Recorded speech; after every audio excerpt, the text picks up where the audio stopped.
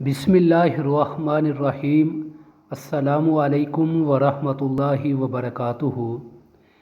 ناظرین، آج میں آپ کو قرآن پاک کی ایسی سورہ مبارکہ کے بارے میں بتاؤں گا کہ جو خصوصی طور پر حضور نبی اکرم صلی اللہ علیہ وآلہ وسلم پر نازل ہوئی اور آپ کی امت کو عطا ہوئی، اور یہ کہ جس میں ہر بیماری کے لیے شفا ہے۔ حضرت ابو ہریرہ رضی اللہ عنہ سے روایت ہے کہ رسول اللہ صلی اللہ علیہ وآلہ وسلم نے ارشاد فرمایا کہ حق تعالی نے فرمایا ہے کہ نماز یعنی سورہ فاتحہ میرے اور بندے کے درمیان دو حصوں میں تقسیم کی گئی ہے، نصف میرے لیے ہے اور نصف میرے بندے کے لیے، اور جو کچھ میرا بندہ مانگتا ہے وہ اس کو دیا جائے گا۔ پھر رسول اللہ صلی اللہ علیہ وآلہ وسلم نے فرمایا کہ بندہ جب کہتا ہے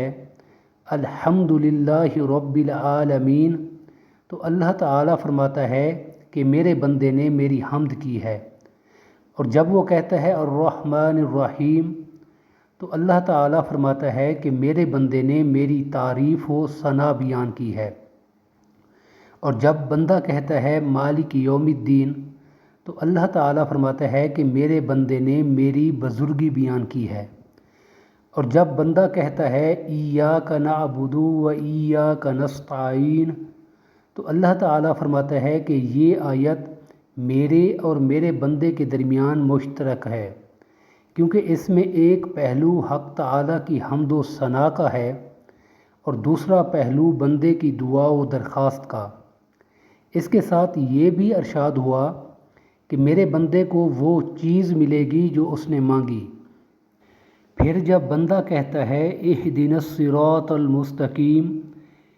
تو حق تعالیٰ فرماتا ہے کہ یہ سب میرے بندے کے لیے ہے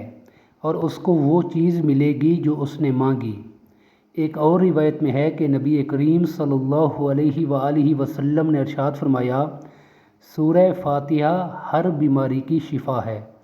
دعا ہے اللہ تبارک و تعالی ہم سب کو قرآن پڑھ کر سمجھنے اور عمل کرنے کی توفیق عطا فرمائے، ہم سب کو دنیا اور آخرت کی بھلائی عطا فرمائے۔ السلام علیکم ورحمۃ اللہ وبرکاتہ۔